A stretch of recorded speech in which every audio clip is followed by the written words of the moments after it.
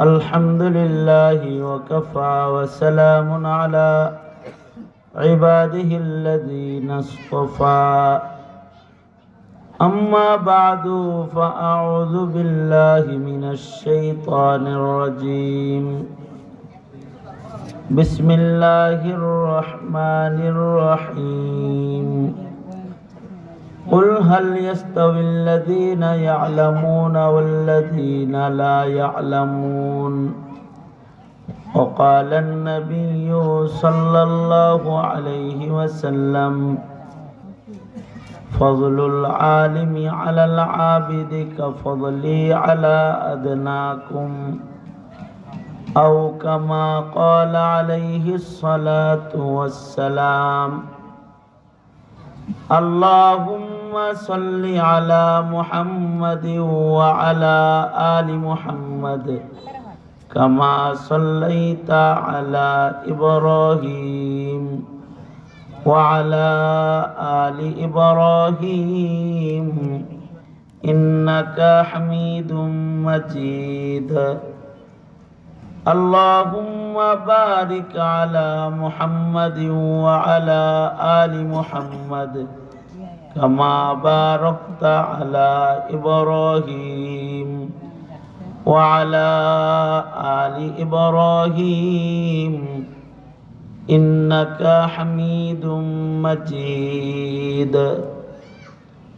الحمد لله জামিয়া শরীফ শরিকিয়া শরকিয়া শফিকিয়া রহমানিয়া আয়োজিত মহতি প্রথম বার্ষিক মাহফিল দিনের বেলায় রোদ্রের তাপ আছে, গরমের ভেতরে অনেক আকাবির ওলামা হযরতগণ এখানে আসছেন। বাজিতপুর এবং আশপাশ থেকে, সিলেট থেকে মুরব্বীরা আসছেন।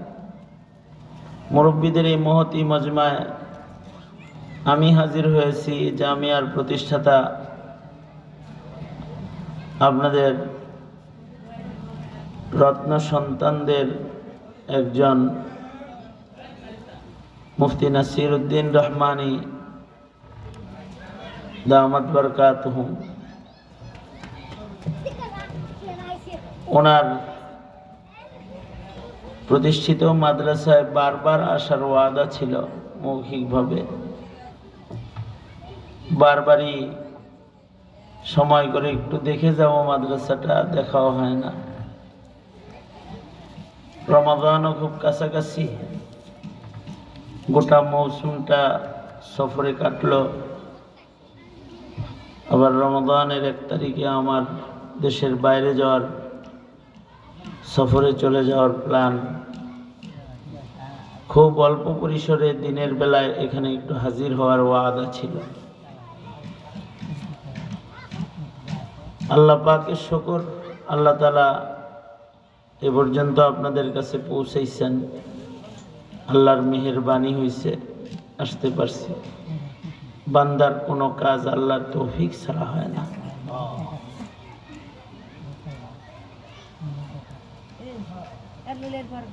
আল্লাহর তৌফিক ছাড়া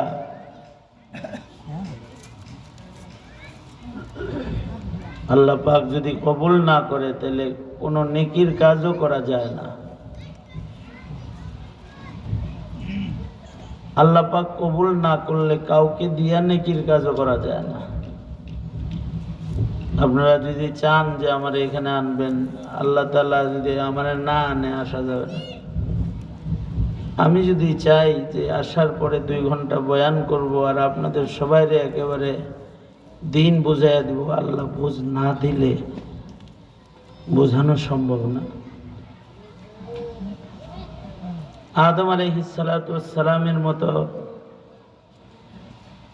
পৃথিবীর প্রথম পয়গম্বর, প্রথম মানুষ, আবুল বাশার, সব মানুষের বাপ, ওনার বুঝ উনি চেষ্টা করেছেন ওনার সন্তানকে দেওয়ার, দিতে পারে নাই। কাবিল হাবিলকে হত্যা করে ফেলেছে।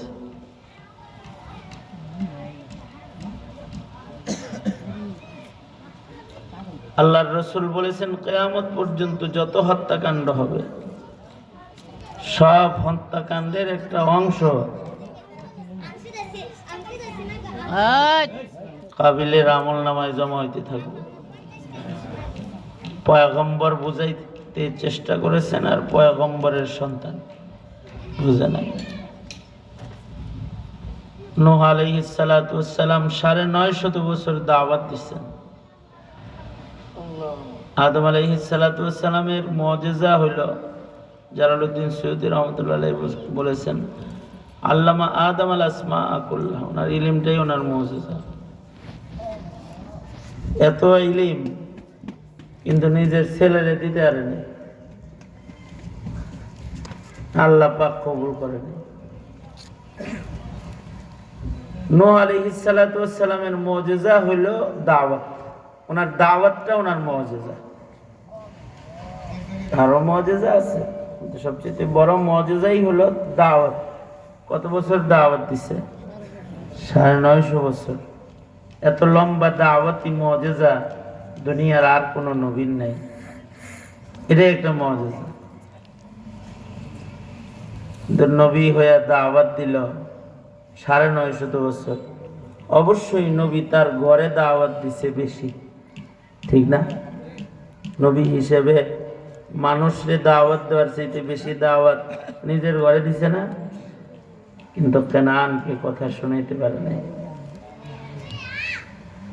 কারণ কি? আল্লাহ তাআলা কবুল করে নাই। আমাদের নবী আলাইহিস সালাতু ওয়াস সালাম নিজের চাচাকে শুনাইতে পারেন নাই। আবার যারা নবীজিকে ঘৃণা করতো, মারতে পারিছে, ঘৃণা করছে, এরা কালেমা পড়ছে। আল্লাহ রাসূল সাল্লাল্লাহু আলাইহি ওয়াসাল্লামের গর্দান আনবে হযরত ওমর, বের হইছে কালেমা বলে, তরবারি নবীজির কদমে রাখছে। করছেটা কে? জোরে আওয়াজ করে বলেন, কে করছে? আল্লাহ তাআলা করছে। খালিদ ইবনুল ওয়ালিদ কিতাবুল মাগাজিতেও ওনার বীরত্বের বর্ণনা বিশেষভাবে ইমাম বুখারী রহমাতুল্লাহ আলাইহি আনছেন।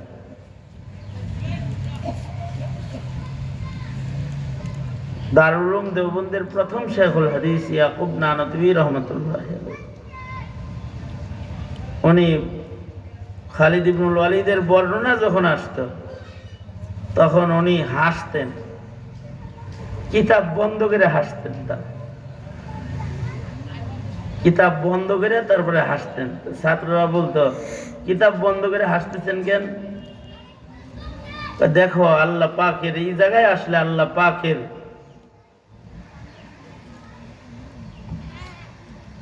আল্লাহ যে কারে কখন কিভাবে পছন্দ করে, কোন হালতে পছন্দ করে, এই জায়গায় যখন আসি তখন আমি হয়রান হয়ে যাই। দেখো ফতেহ মক্কা হইছে, হুদাইবিয়ার সন্ধি হইছে, নবী আলাইহিস সালাতু ওয়াস সালাম উমরাতুল কাজা করার জন্য গেছেন মক্কা শরীফে। দুইজন মানুষ নবীজিকে কেন কাফেররা যাইতে ইজাজত দিল? দুইজন মানুষ মক্কা থেকে বের হয়ে গেছে রাগে। তার ভিতরে একজন আমর ইবনুল আস রাদিয়াল্লাহু আনহু, আরেকজন হলেন হযরত খালিদ ইবনুল ওয়ালিদ। রাগে বাইরে হয়ে গেছে দুজন। মুহাম্মদ কাবা ঘর তওয়াফ করবে আর আমি মক্কায় থাকবো, হইতে পারে না। গেছে গা, মক্কাতে বাইরে হয়ে গেছে গা।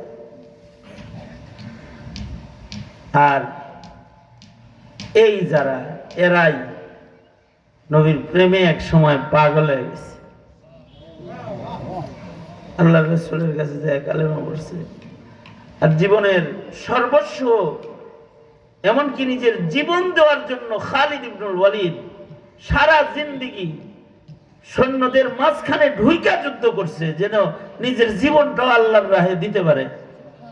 কিন্তু ইয়াকুব নানতবী হাসতেন আর বলতেন, কিন্তু খালিদরে আল্লাহ তাআলা বিছনায় মরণ কবুল করছে। উনি ময়দানে মরতে পারে নাই, বিছানায় মারা গেছে। অথচ সারা জীবন কামনা করছে শহীদ হইব, আর